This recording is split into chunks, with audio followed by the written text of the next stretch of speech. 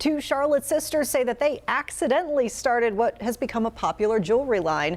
Their items are now sold in stores across the country. They exploded early on with some national attention, but say what kept them going is the help they received from other women in business. This is what kept their business all women-owned and operated. WCNC Charlotte reporter Michelle Bowden has the story in tonight's Where's the Money?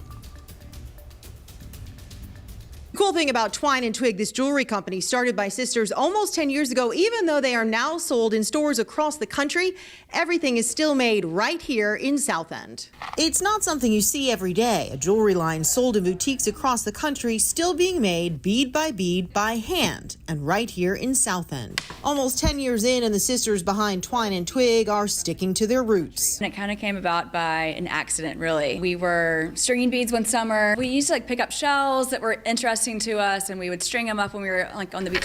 Friends convinced them to sell the statement necklaces. It was a kind of luck where somebody saw it, the right person saw it, a buyer saw it. We had a launch party, and the whole thing just blew up kind of overnight, which was amazing. So amazing that Vogue featured them. Anthropologie and Neiman Marcus started carrying their line, and so did hundreds of boutiques across the country. Anthropologie was my favorite store forever, so when we got Anthropologie, that was like, okay, this is it. It's amazing. When COVID hit, much of their business shifted online, with 75% of their sales actually coming from their website. Completely women-owned and staffed, they like to say they were doing the flexible work thing long before the pandemic made it popular. And we're super flexible because we're also working moms, so we're very flexible with people needing to come and go, working part-time, coming in early, taking an extra day here and there. And they just launched a teen line designed together with their kids. We had our three oldest daughters come in, which was, an interesting experience. Everything we think is cool, apparently they don't. But they all agree it is pretty cool to have such a successful family business. So for the most part, they've managed to avoid the supply chain issues that everyone else has dealt with because everything is made right here. But they've got one little hiccup. Here's a sneak peek